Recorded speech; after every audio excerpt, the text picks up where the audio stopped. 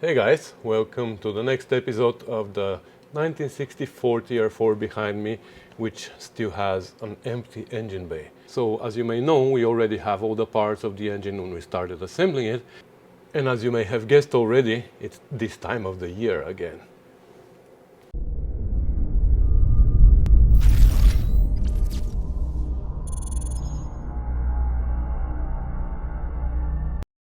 Yes, it's time for timing.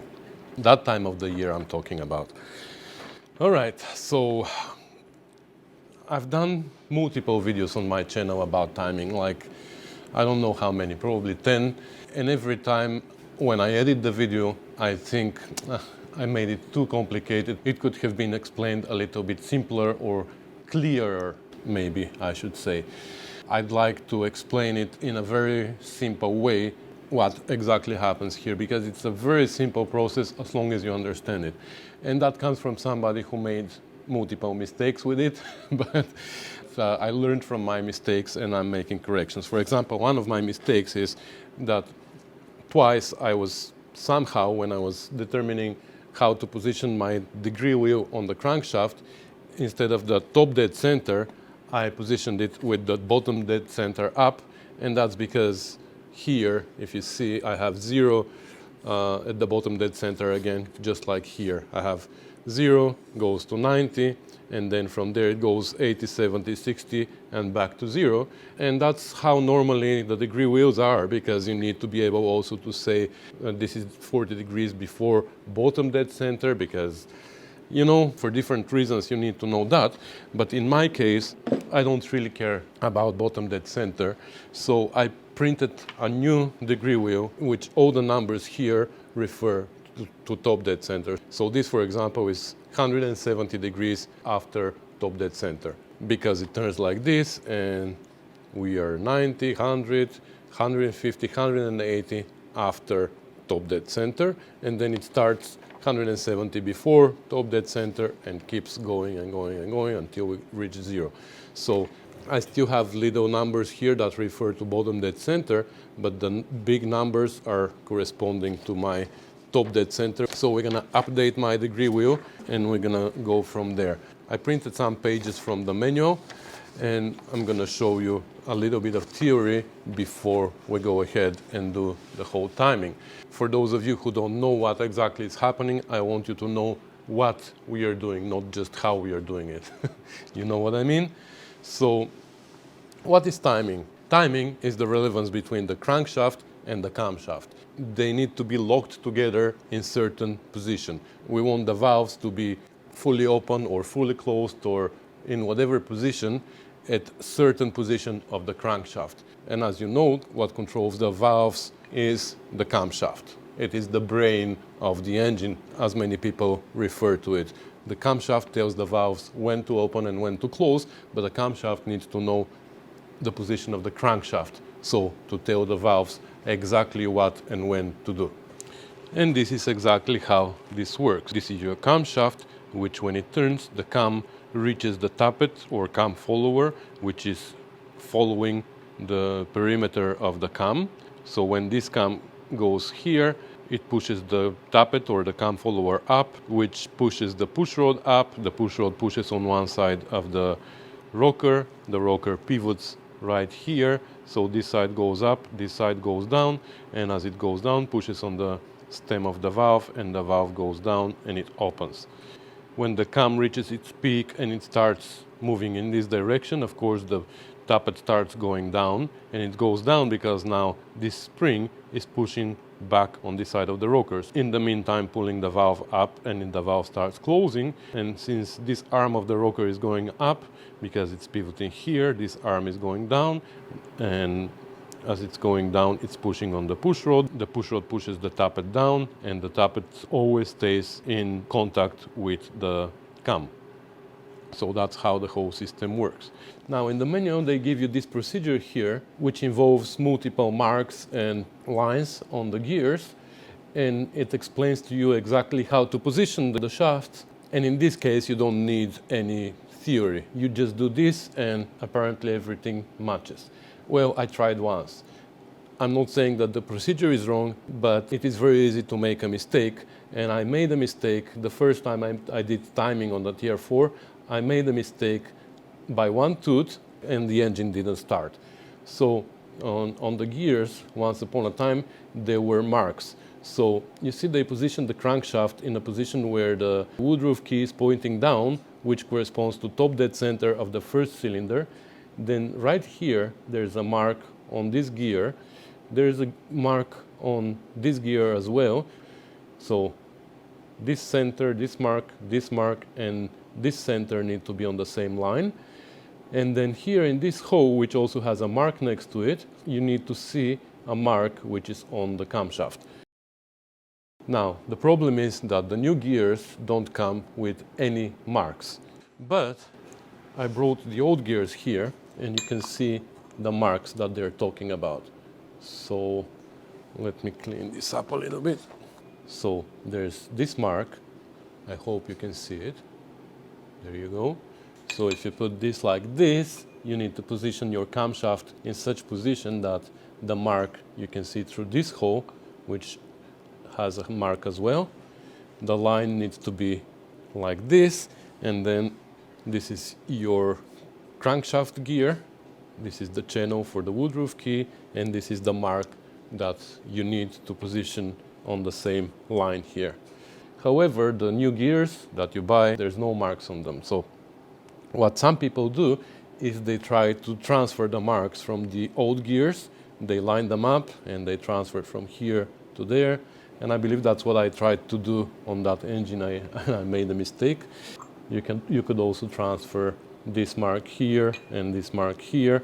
And anyways, probably that's possible, but for me it is not very accurate. I do the timing with a degree wheel, and that is super precise. You can adjust the timing on this, especially on a TR2, 3 and 4 engine. Closest increment for adjustment is 4 degrees, and I'll explain later how.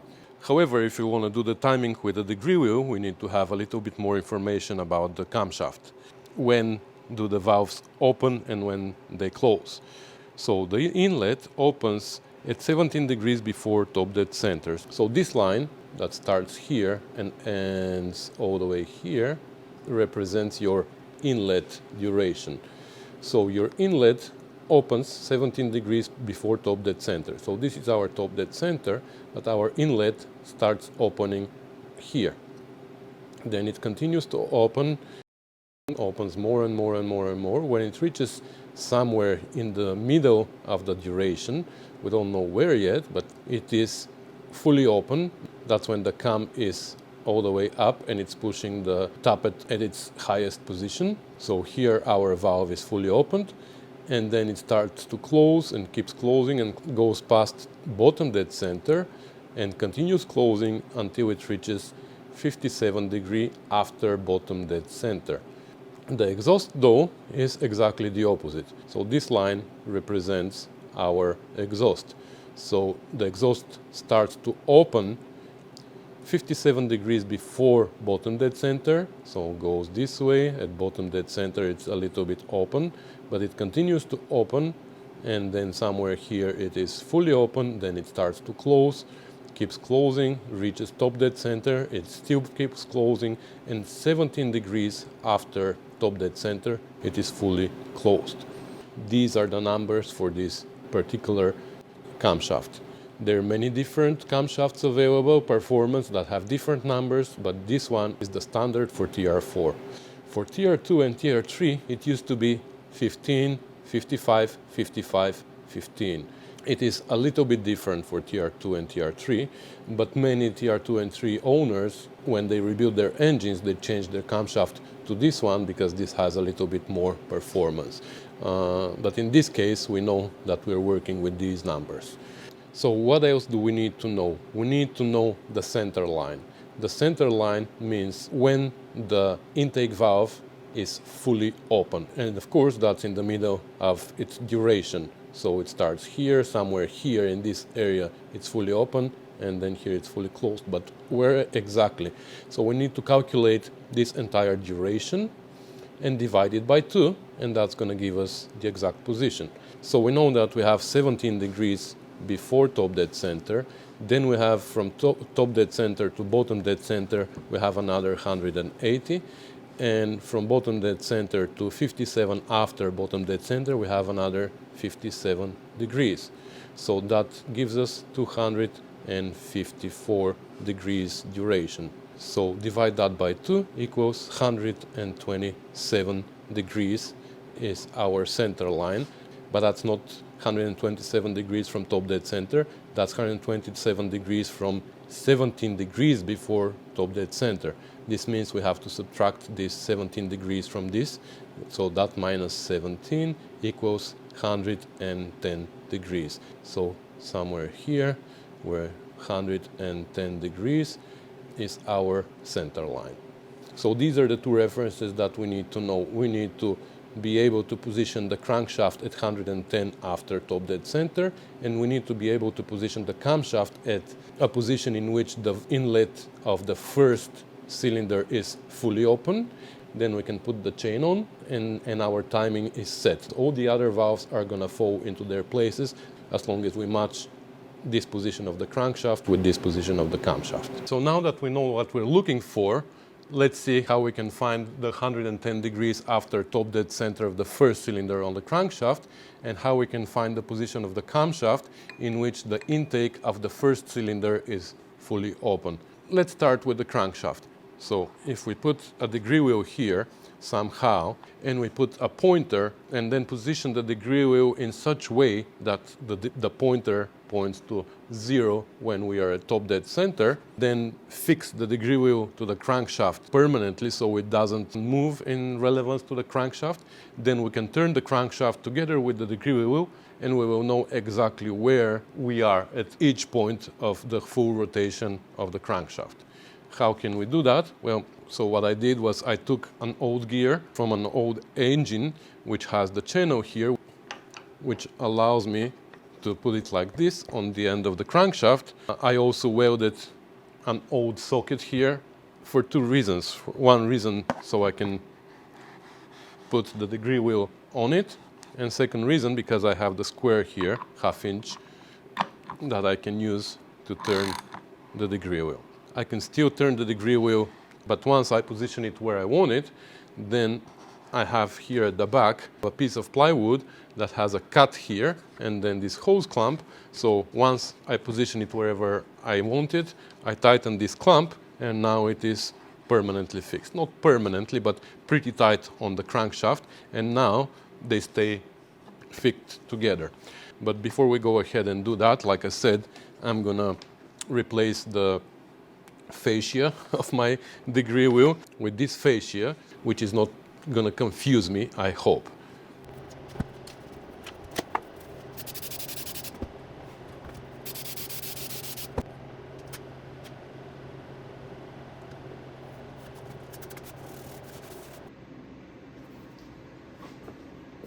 All right, so we put a piece of wire here, bolted it to one of the threaded holes here for the cover, and now it is going to stay where it is. We're not going to move it anymore. And now when we turn the crankshaft, the degree wheel moves with it. But the degree wheel is still not affixed to the crankshaft. Now we need to find the top dead center of the crankshaft and position the degree wheel in this position to it. But how do we find the top dead center? Well, that's easy. We can just look inside. We don't have the head, right? So we're going this way. Tuck. Here. This is our top dead center, right? We can put our finger and find it exactly. Now it stopped moving. So, what's going on? Actually, I'm moving the crankshaft a little bit, like probably 4 or 5 degrees, and the piston is not moving. I don't feel it moving. Oh, you know why? Okay, just kidding you. Of course I know why. So if we imagine that this is our connecting rod and this is the pin on our crankshaft, this is how things are happening inside the engine, right?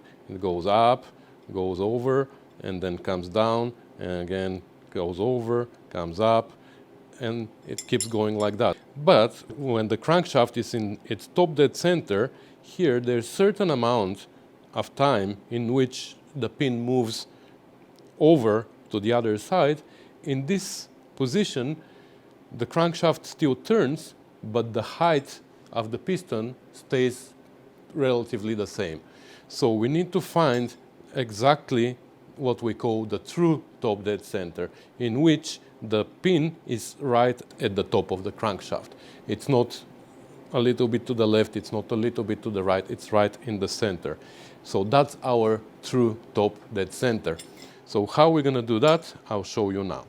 So to find our top dead center, we're going to make use of this plate that I made. It's made out of acrylic, but it can be made out of aluminum as well, because just some material, whatever material you want to use. And this one is for TR6 and Spitfire, that's why the holes are oval. This one is for TR4, and it goes on the 4 studs here. Before I put it on though, and before I explain how it works, I'm gonna do something else. I'm gonna take 2 of my new tappets that came from Moss Motors, 838-250, and I'm gonna put them down there because we're gonna need them later. You're gonna figure out why. I'm gonna put some assembly lube also on them. Also on the face.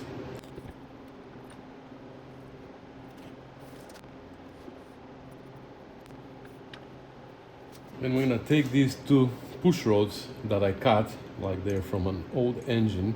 So I cut them and I welded washers to them, and I'll explain why as well. And now we're gonna make sure that the camshaft is pushing them up and down. See if they're moving up and down. There you go, this one moves up and down. And this one, there you go, it goes up and it comes back down.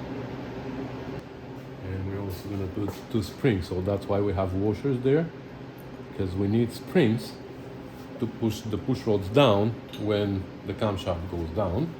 So now we can take our plate, pass the through push rods through these 2 holes on the plate. And now let's check again if they're moving up and down. There you go, this one is going down. Now this one is going up, but it stays up. Okay, we need to make sure that it goes back down. My spring is not strong enough. Go down, buddy. Okay, we need a stronger spring for here, because what happens is the assembly loop is too thick and it's holding the tappet up even when the cam is down. So we need to make sure that this doesn't happen, because it's gonna affect our timing. Okay.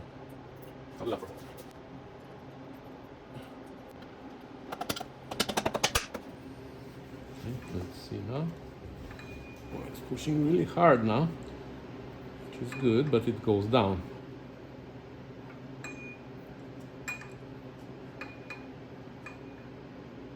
Okay, now we can secure the plate here so the spring doesn't push our plate up, you know what I mean?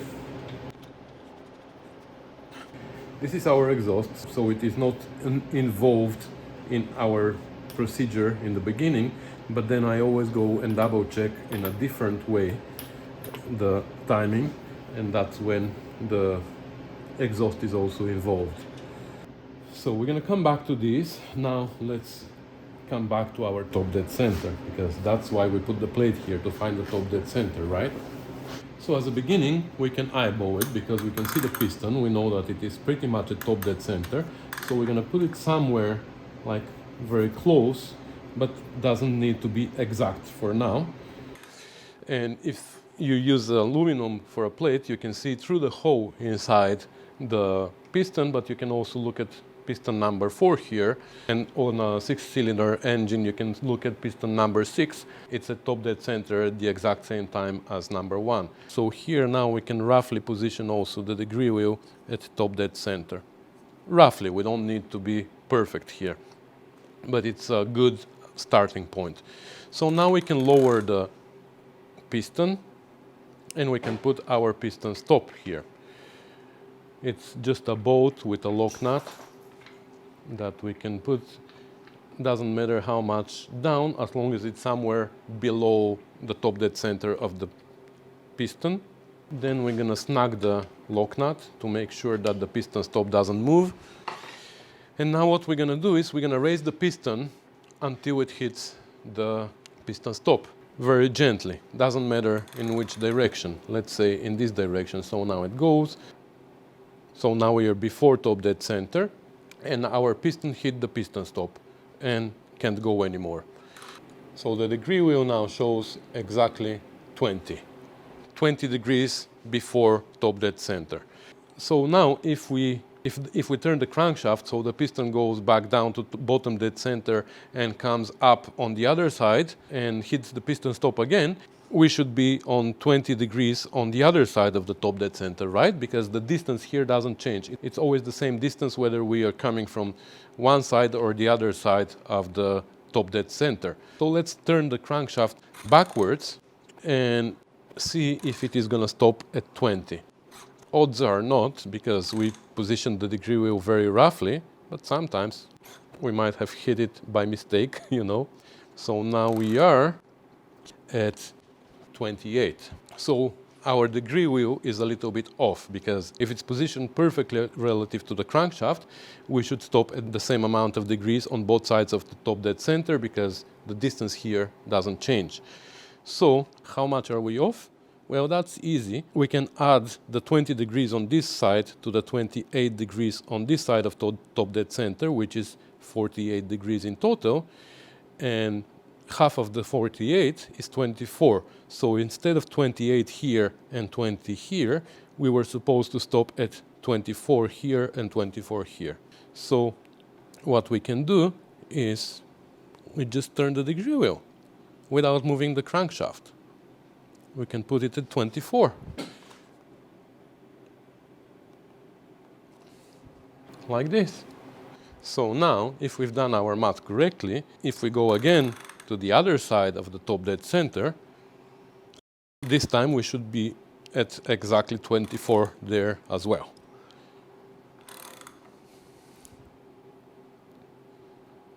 Gently, and we are.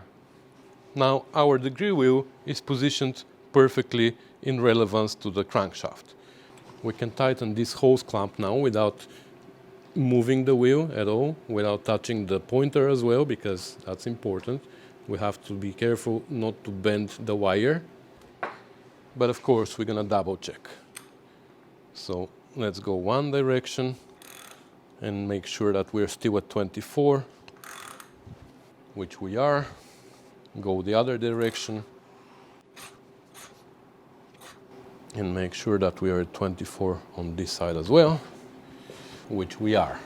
Now we can remove the piston stop. We don't need it anymore. We want to be able to go 360. And now if we move the crankshaft here, like this, we know that this is our true top dead center of the first and the fourth cylinder for that matter. All right, that's great. Now we know at any time what position the crankshaft is in. And what did we say our center line was? It was 110 after top dead center, right? So 110 after top dead center is right here. So this is the position of the crankshaft in which the inlet valve of the first cylinder needs to be fully open. Okay, we found the position of our crankshaft. Now let's find the position of the camshaft that we need to match to this position of the crankshaft. How do we find that though? Well, again, it is easy. This is the inlet. We can put our finger on it. We can turn the camshaft until the inlet starts to open. You see, now it opens. Now it is at its top, and now it starts to go down. So we need to be somewhere here. But again, I have the same problem. As I'm turning the camshaft a little bit at a time, like not a little bit, that's a full tooth probably. As I'm turning it left and right, I don't feel any movement on the inlet. That's again for the same reason.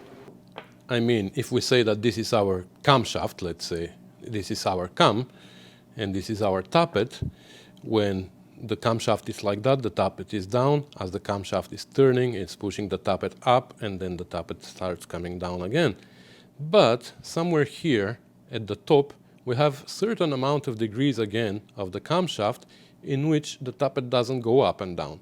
But we need to find this exact position, the center, like this center line of the cam, which divides it into symmetrical halves, and that's our peak of the lobe. And the peak is what we need to find and match with 110 degrees after top dead center on the crankshaft.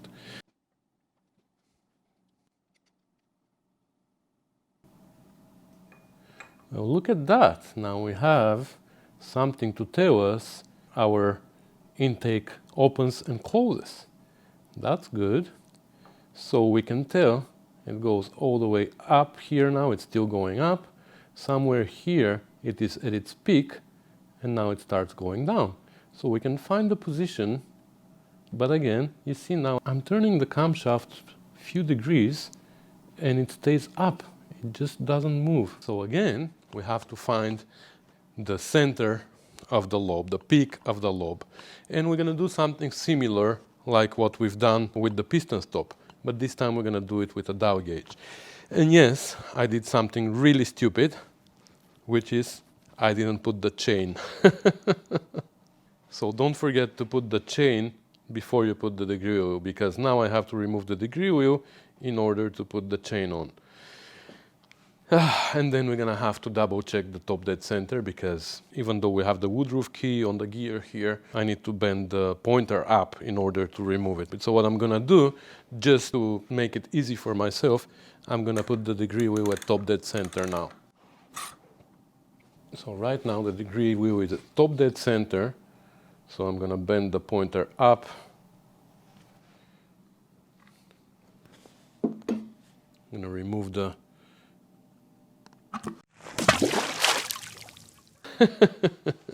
anyways, let's put the chain. Okay, so we have the piston stop installed again, and well, just by chance we hit 24 again, but let's see if it is at 24 on the other side as well. Yep, exactly 24. So we are back in business. Now we can see here that as we're turning the crankshaft, it turns the camshaft and our valves are moving up and down.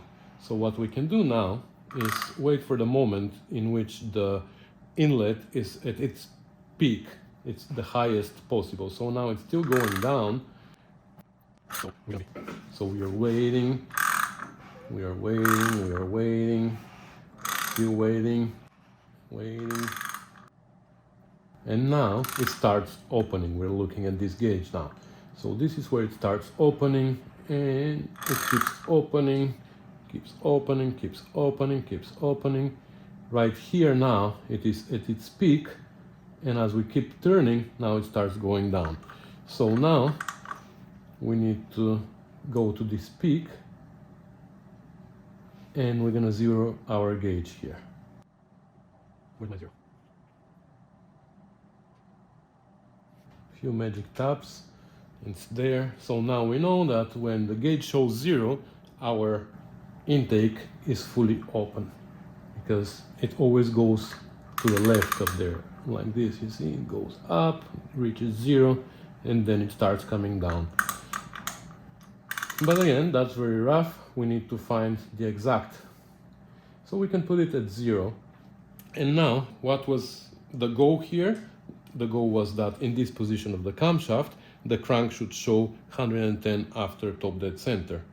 Yep, but it doesn't. It shows 5 after top dead center. So what we have to do now is remove the gear from here without moving the camshaft anymore.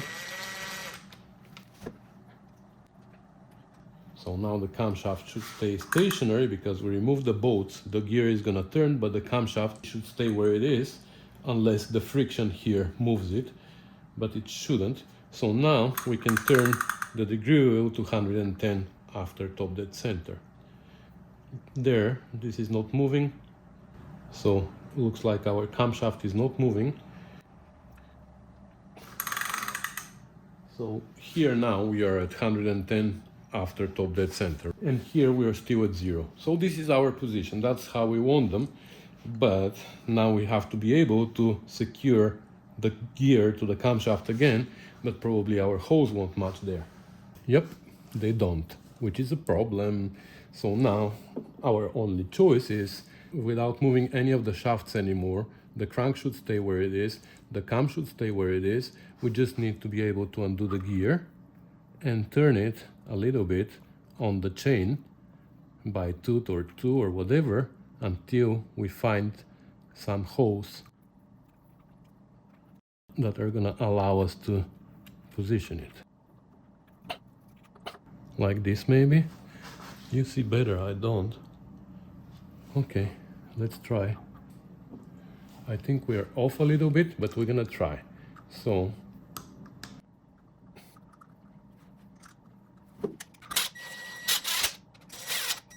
now, how we positioned it, we are at 110 after top dead center, and the intake is still fully open.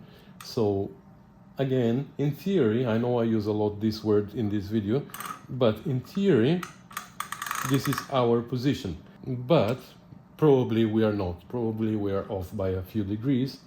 And how we can check that is now, we know that at 0, our intake is fully open. We can double check again, just in case. So, yeah, it goes to 0 and it starts coming down. So just like with the piston stop, for the piston, we can do the same here. As we are standing on the top of the lobe, we can drop the tappet on one side, let's say 50 thou, because that's a standard. So we're gonna see on the dial gauge when the tappet goes down 50 thou, and we're gonna memorize that position of the crankshaft. Then we're gonna go back up to 0, and we're gonna drop it 50 thou on the other side, and we're gonna note that position of the crankshaft, and we will see if the center between these two positions is 110. That was our goal. It needs to be 110 after top dead center. So let's do it. So let's go clockwise, and we're gonna watch the needle here when it comes to 50 thou on this side. So it starts going down, we're going clockwise, right? So right here, the tappet is 50 thou down on the camshaft. So this is 162.5. Let's go with 163 degrees after top dead center. So now we're gonna go counterclockwise, and the needle is gonna go all the way up to 0. And now we're gonna go down again. Keep going counterclockwise. Now we're gonna go past 50 thou though, because we're going counterclockwise, and we're gonna approach 50 clockwise. And that's for the simple reason that we have a little bit of a backlash because of the chain. So that's 50 because of the chain here. You see, the chain is a little bit loose always, even the new chain, and because of that we have a little bit of a backlash when we're going counterclockwise. But the natural direction of rotation of the engine is clockwise. That's why we're gonna have to approach them always clockwise. So on the other side of the lobe we had 163 degrees. Now let's see what this is. So this is 68 degrees after top dead center. So the center point between this position and 163 is exactly where our peak of the lobe right now is. It might not be 110, it might be somewhere else, but that's where the peak of the lobe is. How do we find that center between these two? We can add them together and divide by 2. 68 plus 163 equals 231. Yep. Divide that by 2 is 115 degrees. So right now our peak of the lobe is at 115 degrees. So we need to move it to 110.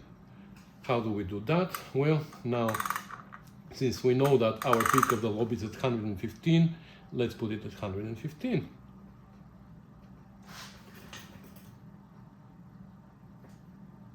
Right there. So now we know that our camshaft is exactly at its peak of the lobe. Sorry, I had to move you so I can work here. So what we're gonna do again is we're gonna loosen our gear. Now, because the camshaft and the crankshaft are disconnected, because we don't have the screws anymore, now we can turn the crankshaft to the correct position that we want.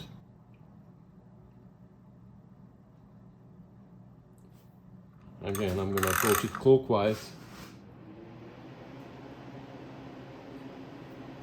Okay, but now the problem is that our holes don't match anymore. So again, we need to remove the wheel and move it. But how much do we move it? I know that one tooth is 17.5 degrees, and at the end of this video I'm gonna explain how, but I'm not gonna include it here because I don't wanna make it too complicated. If you wanna see it, stay until the end of the video. I know that one tooth is 17 degrees and half a tooth is 8 and a little bit. And supposedly we should be able to go by quarter tooth here, which would be about 4 degrees, but unfortunately with the reproduction gears we can't do that, or at least with this one. And again, at the end of the video you're gonna see why.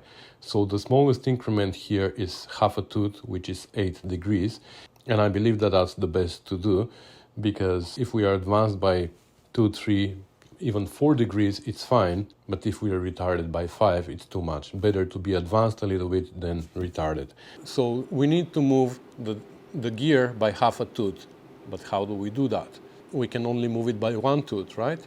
Well, actually, there is a way. That's why we have 4 holes here, not just 2. Because imagine now, if you have a line going through the center of these 2 holes, and another line that goes through the center of these 2 holes, these 2 lines are not perpendicular to each other. I believe they are 1 degree off, which means that probably here we have 89 degrees, and here we have 91, right? Which means that when we turn it 90 degrees, we are not turning it 90 degrees, we are turning it 89 or 91, which means that now the teeth are gonna be in different orientation. So that's why we're gonna turn it by 90 degrees. What it is, 90. It might not be 90 like I said, but something like that. So one more tooth, I guess. Nope, one more.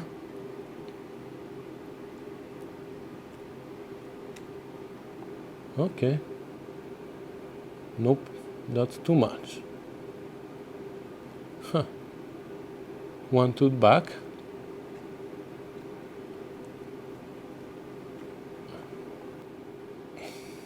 Okay, let's try like this.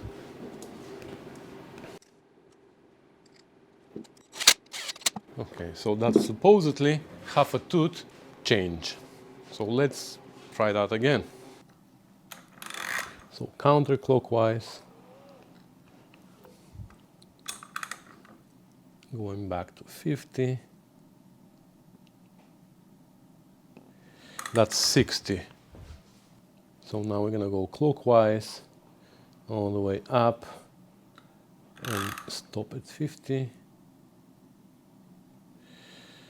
That's 155 plus 60 is 215 divided by 2 is 107.5. We're 2 degrees advanced.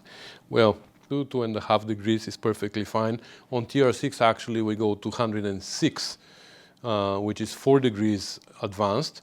So here we're 2.5 degrees advanced. So we can be either a little bit advanced or a little bit retarded. The gear doesn't allow us to be at exactly 110, but it's better to be a few degrees advanced than to be a few degrees retarded. So that's how we're gonna leave it at 107.5.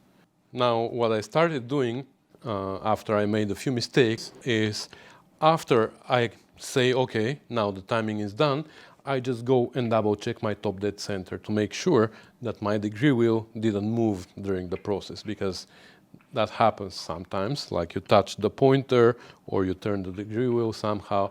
So just to make sure that 0 is still top dead center, I'm gonna double check it now. So I put the piston stop somewhere randomly. Now we're gonna go up, and we stopped at 28 this time from top dead center. Now we're gonna go to the other side. Let's see if we're gonna stop at 28 on the other side as well. Perfect. So our degree wheel is still at its correct position. And that confirms our degree wheel, but we can also now use another method of timing that we can double check whether our timing is correct. So the other method is the method of equally open valves. So if you remember this schematic here, how the intake starts opening, and here at 110 it's fully open, and then it closes here, and the exhaust starts opening here, here it is fully open, and then closes here, you can see that in this area here between 17 before top dead center and 17 after top dead center, both valves are a little bit open. And at the top dead center, right at this line, they should be equally open. So the intake started to open, and at top dead center is a little bit open, and the exhaust is at the end of its duration, but at top dead center it's not fully closed. It still has another 17 degrees to go until it's closed. So these 17 degrees and these 17 degrees should give you equal amount of opening on the valve. Doesn't matter that one is on its way up and the other one is on its way down. At top dead center they should be equally open. And this here is the position of the camshaft in right this moment. This cam went past the tappet, but this one is approaching it, but as you can see here, they're symmetrical to the tappet. So in this case, if we position the crankshaft at top dead center and we measure how much each valve is open, or we measure the lift on the push rod, we should find the exact same number, or very close to that. So since we are on the intake now, let's see how much it is open at top dead center. This means we have to zero it this time when it is fully closed, right? So we're gonna move. Right now it is fully closed, but let's go until it opens and closes again. Okay, now it opens, now it closes, and right here, still. So right here it is fully closed. So now we can go for a certain amount of degrees here, and it's gonna remain closed. So if we zero it here, okay, and now if we go to top dead center, we will see how much it opened. So let's see when it's gonna start opening. Now it starts opening, so now we're gonna watch the degree wheel here to see when we're gonna reach top dead center, and we're gonna watch the needle as well. So it's opening now, it's opening, opening, opening, opening, opening, opening. And at top dead center, it opened 45 thou. So now we can do the same for the exhaust. That's why we needed the second push rod here. So let's move the gauge to the exhaust now.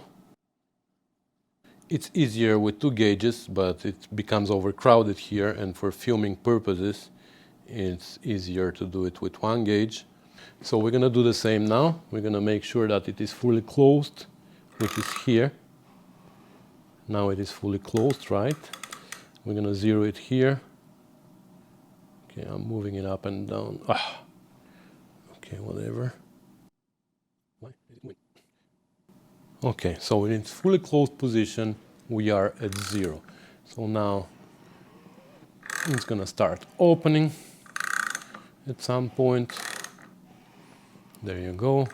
Starts opening, keeps opening, keeps opening, keeps opening, and now it's gonna start closing. And we are approaching top dead center. So we keep going, keep going, keep going, keep going.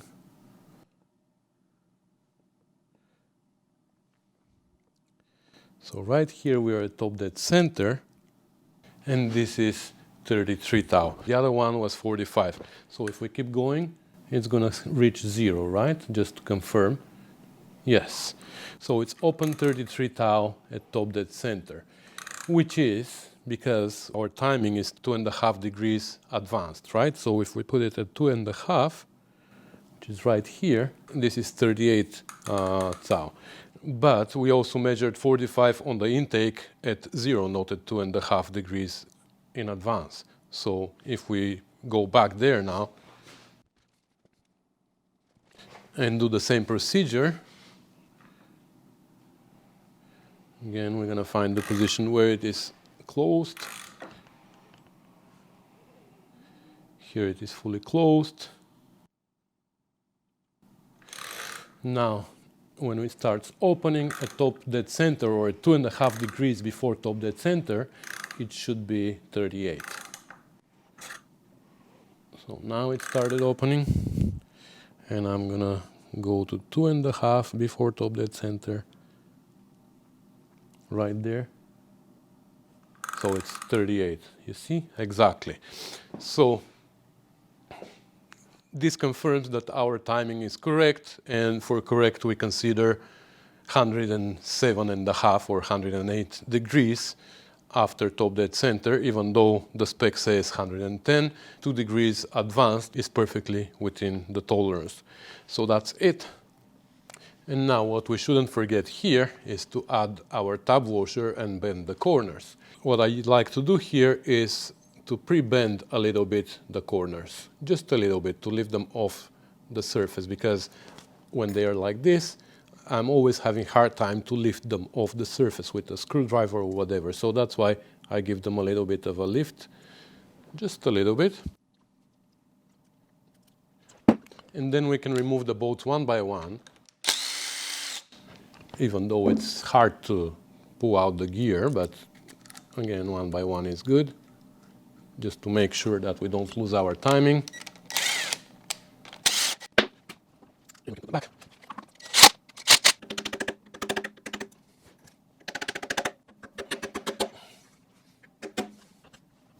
Alright, so now for those of you who are not sick and tired of numbers and are willing to keep watching, here's the explanation why one tooth equals 17 degrees. And I know that I already showed you how to adjust the timing by half a tooth, but here you can see also how you should be able to adjust it by quarter tooth. So here we go. On this gear we have 42 teeth.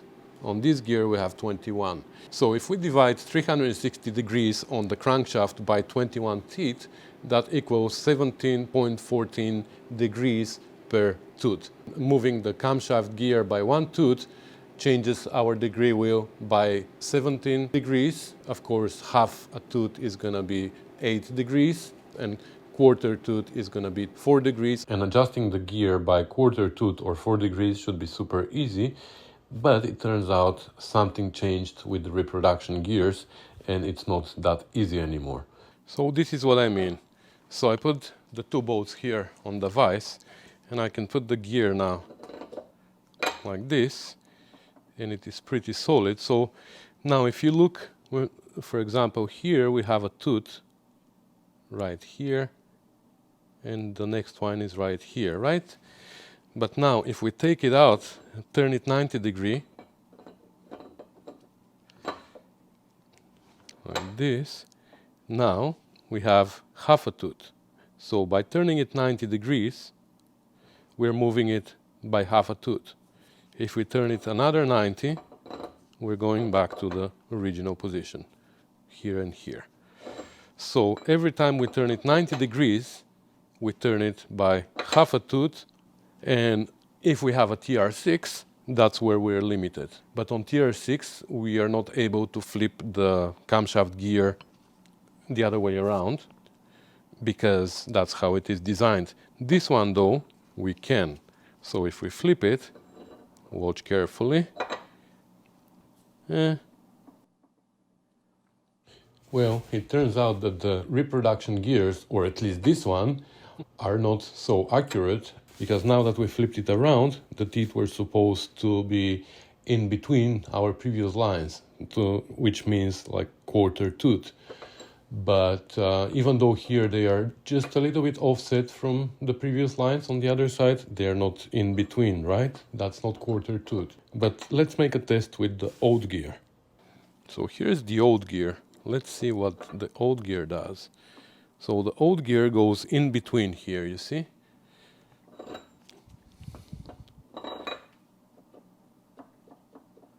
Has a little bit more play though. What happens if we flip it around? So you see that? Okay.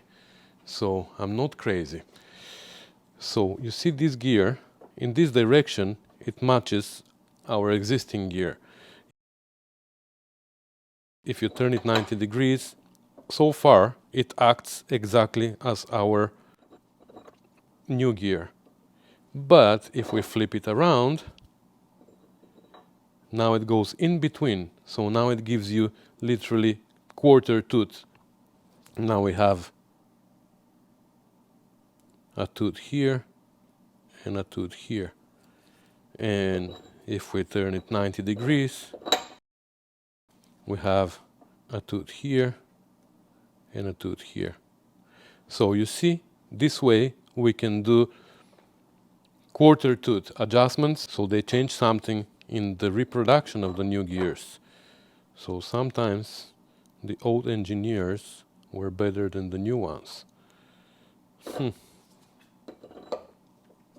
I don't understand what's going on, but you can see that with the old gear it works, with the new gear it doesn't. That's something that I have to investigate. So that's it. We have the timing done finally. And I hope that this time the video is not way too complicated again.